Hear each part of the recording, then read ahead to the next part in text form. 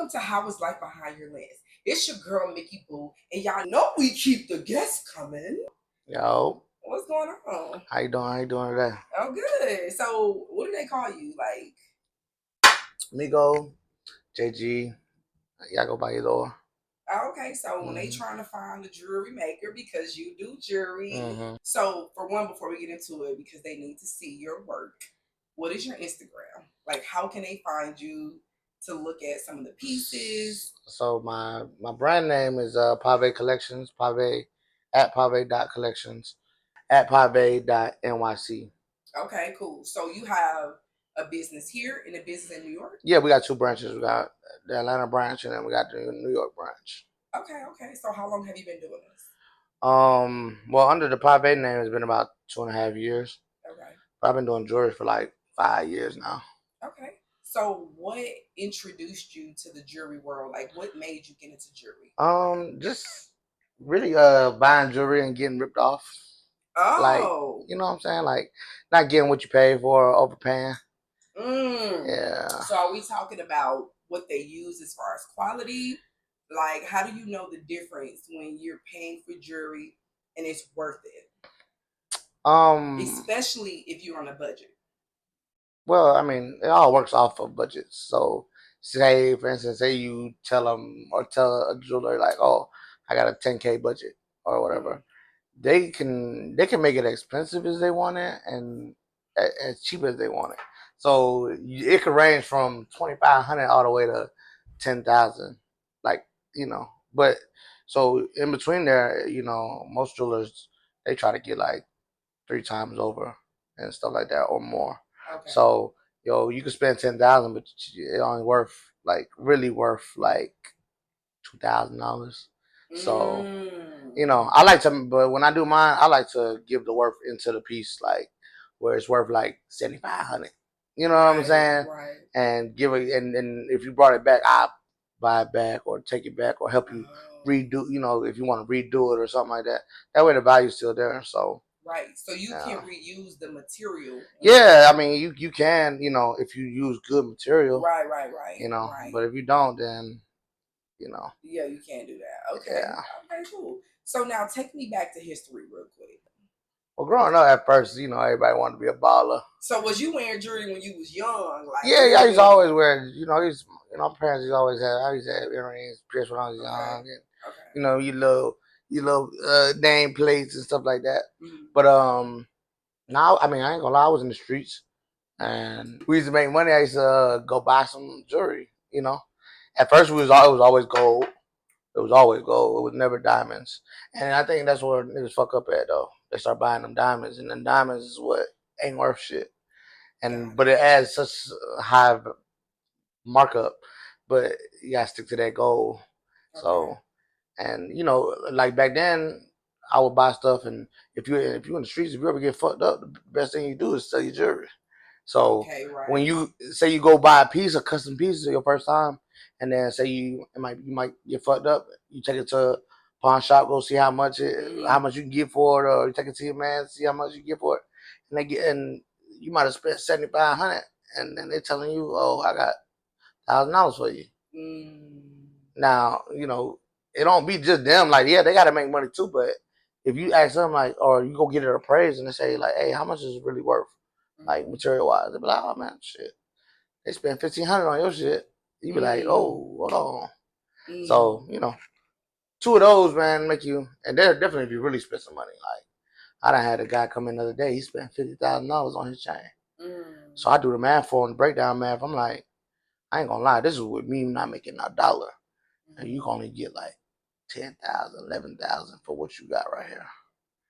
He was so pissed, and he went to a reputable jeweler, So when it comes to jewelry, what is the proper way to wear it? Like, is it okay to mix colors like gold with silver? Do you want to rock out with all silver? Like, what are the rules on how to wear jewelry? I mean, I don't think there's no rules. I think there definitely is a techie thing to it, but less is more. And I always say like get different sets, because a lot of people be like, oh, my skin tone don't look good with white gold, or it don't look good with yellow. It's not. I don't think it's just that. I think it's that you might just need one piece, not a whole bunch of pieces. Like white gold don't really look good to me. It don't look good when it's a whole bunch of pieces together. Now, you know, when if girls wear it, they wear that yellow gold all on them. They have a whole bunch of chains. That looks good, but so I mean, I always say less is more. Okay. And pretty much. What do you think about people who wear fake jewelry for a look? Like, what's the difference between that? Real and fake, do you think it's acceptable? Do you think people should chill on that? Like, what is your... All right, well, it depends. To me, it depends what you're trying to do. Okay. There's no such thing as fake. People got to use their words better. Okay. So what's the proper term? I don't know if it's a proper term, but like silver is not fake. Like the material silver is not fake. So a lot of people have silver and moissanite. Moissanite is an actual stone. It's a real stone. It's not a diamond, but it's a real stone. Mm-hmm. So if you went the cheaper route, you know, if you went that way and you had silver and moissanite, it's not a fake chain. Like there's nothing fake about it. But I think that if you're doing something like to keep an image, I think it's a good look sometimes because one, you'll never be able to sell that chain because it's not worth nothing. Mm-hmm. So you always have that chain, that image of that chain. Like me, if I ever get fucked up, if I had a $50,000 chain around my neck, guess what I'm gonna do? Take that bitch off and sell it. Is it possible that the jewelry could be worth something, but they're allergic to whatever the material is? Oh, yeah, well, like I said, I don't think nobody should be going less than silver, sterling silver. Sterling silver, most people are not allergic to that. It'd be the other materials like the copper, the brass, the stuff like that. That's like super cheap. Got it. But silver is a real thing, like a real metal, like that's not gonna turn your skin. What was some turbulence like for you? Just not knowing the cost of everything. Like stuff like that, like not knowing how much certain things cost, like to get done. And then even nobody's gonna tell you in this business. Don't nobody tell you. Ain't nobody gonna give up no free game for you. You know what I'm saying? There ain't too many people like me in the jewelry industry, so they keep a lot of the stuff hush hush. So when I first got in, I spent a lot of money, unnecessary money that but it's part of learning though. Now that I learned to know the game, I can't be played with no matter where I go. It didn't make me feel no way. It's just like you gotta boss up. So but now like I pass it along to my customers or people I meet, and when they be telling me, "Oh, I shop with so and so," I be like, "Yeah, but you just shopping off a name. Like they ripping you off. I know they ripping you off, but they don't. Most people don't care, or it's not even that they don't care. They just don't know. Right. So. Okay. Did you have like support? Because that's not like you don't meet a lot of jewelry makers or people. Hell no, I'm a real independent jeweler. Okay. Like I ain't never worked for nobody. I ain't never I took my own money. I had my street money and I started making jewelry. My first brand was called Street Jewels. Okay. Because I was only serving street niggas, and you know what I'm saying. Like all my money came from the street, so I was pushing that heavy, and I did good. My first 2 years, I did real good. Okay. And then I opened up a store. And that's another thing. I opened up a store and I probably bit off a little more than I could chew, just by trying to expand too fast. But how is business for you today? It's good now. Like I'm focused solely on jewelry, and everything's picking up. To be honest, economy down though. Not so many people buying.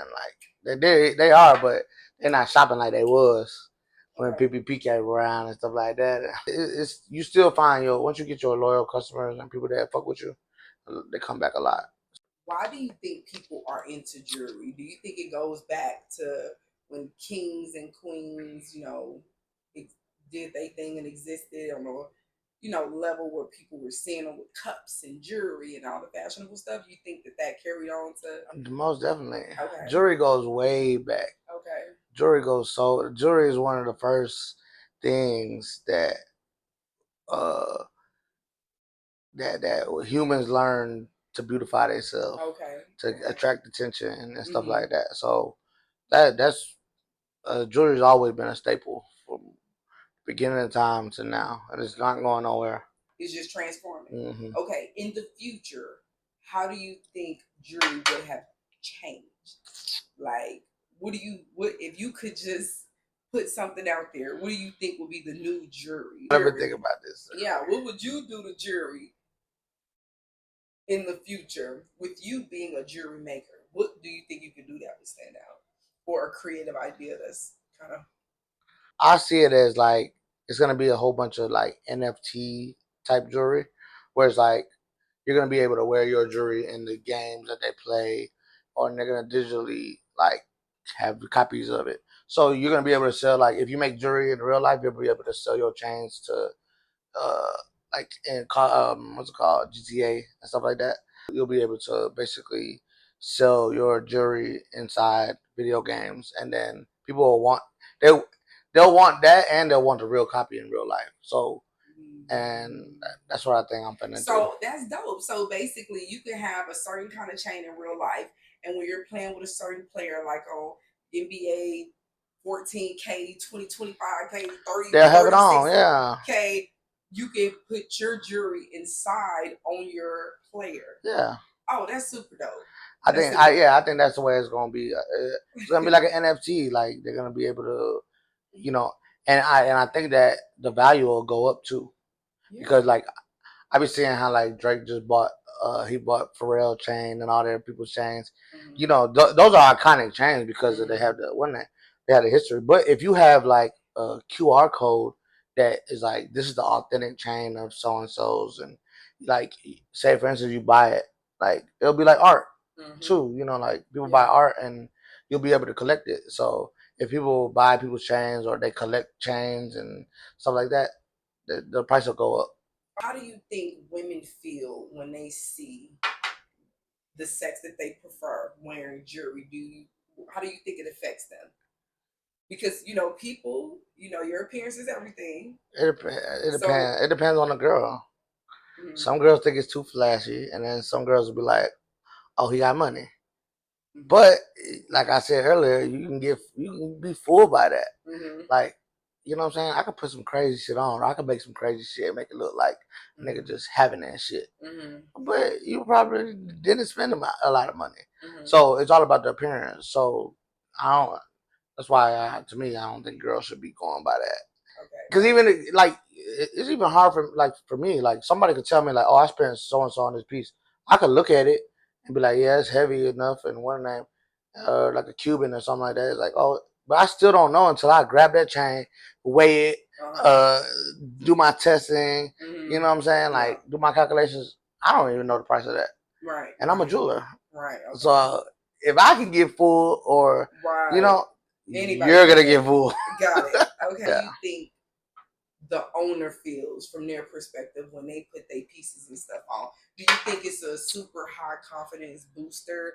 And do you think people actually go out and think that they can have certain things that people, or a certain type of respect because they wear it?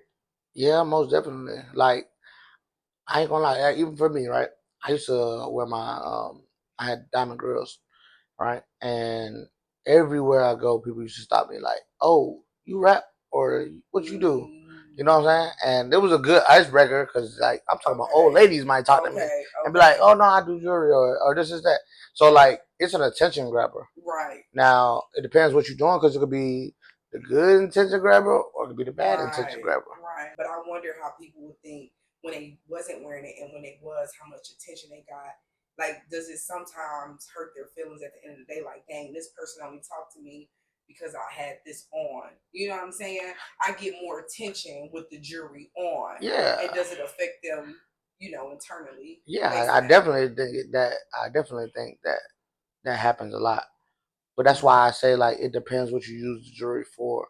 Like, if you're trying to seek that attention and get that attention, and that's why I say, then it works for you. Go the cheaper route, so that way you ain't never gotta sell this stuff. You're always gonna have that chain on, no matter what. But like even for me, like the reason why I don't wear grills and I don't wear bust down stuff like that no more is because when you start making money and you get content, you start to take that stuff off. Yeah. Because it's kind of obnoxious. You know what I'm saying? Now, not to say that you don't got it, like you can't put it back on. Right. But you know what I'm saying? And When you start getting money, you start like. Yeah, and I think it depends on what you're wearing too. If you're wearing heavy pieces, of course, and you've been experienced with certain things happening. Some people never got robbed before. Some people have. Yeah. It just make you be like, okay, I need to be a little bit more reserved or whatever. But what I can't stand is, I don't know if it's fake or not, but I think that I'm getting more turned off by the heavier Cuban links. Like, only when a guy is not dressed up. Like, I don't see why you would come outside with a Cuban link on and you're not like fully dressed. Like, I seen somebody, I'm talking about, it was huge, but his attire didn't match the chain, and it was just so disturbing to me. Yeah, I mean, but at the same time, it's like, if his Cuban real, but why the fuck I gotta dress up? Look right. I'm just saying though, if I got a $30,000-$40,000 Cuban on my neck, why do you have to dress up? I'm just saying, I don't have to dress up. I could dress down. I could be in sweats and my t-shirt and have a Cuban on and be like, you can't really say too much. Like, if I feel you. I don't wear all my pieces all the time. Like, if I'm gonna dress down, I'll probably have on my smallest. But I think guys are different. Yeah, guys are different. Yeah, guys are different. Yeah, like you know what I'm saying. You can have a plain Jane and still have your sweats on. Yeah, you know what I'm saying. Yeah, it's like, okay for a lady because it's just a little accessorized. Yeah, just because girls are more into jewelry and things of that nature, and I think guys taking it on like as a macho type thing, and it is sexy. Like, seeing like a guy with one chain, for me, one necklace, it could be gold, it could be whatever, it just reserved. That's very attractive. And then, like, if you're out and you see it and they like crazy, it's kind of cool to see too. Yeah. It's been moments where I'm like, wow, I didn't see some diamonds really dancing, and I was like, stopped in my tracks, like, whoa, So it is a very cool accessory. I think that we are growing within time, and things are just progressing and just making us happier. So can't even be mad at it. That's a fact. How can they set up a meeting with you, get some jewelry made, get some jewelry created, or even like a consultation for, if they need advice on what they should wear? How can they contact you? You can contact my main page, Migo JG, on Instagram. And you can find me on Google. I'm on Google and all that stuff. But yeah, I set up. I got a private office. You've been there. Very nice. Yeah, very nice. I got a nice little good spot. View. You see the whole city of Buckhead. It's really nice. Yeah, you can just hit me up. We can set something up, and link on the bottom. I take all customers. Okay, great. As long as you're serious. Like you said, we were located in Buckhead. I also got a branch in New York. So if you want to get in touch with the New York branch, it's pabe.nyc. And they can take care of you if you're out there in New York or up north. Do you plan on expanding, or for right now? I do. Okay. I do. I want to have a pave in every city. I want to go pave, Miami, pave. Okay, yeah. Period. But what I'm looking for, if you're out there, I'm looking for independent jewelers, or if you want to learn, you know what I'm saying, I could teach you as well. Okay. Cool. Yeah, because I'm thinking about doing a little training course to teach independent jewelers how to, give them some of my sources and stuff like that. Do you have any advice for people who are like looking into that but haven't quite made the step, maybe a little nervous, like? Oh yeah, contact me. Oh, that part. Yeah, if you want to skip all the steps and all the troubles I done had to go through, contact me and I'll point you down the right direction. Okay. So make sure y'all hit him up if you're trying to get right, you're trying to look good, you need advice on how to look, how to put it together, whatever.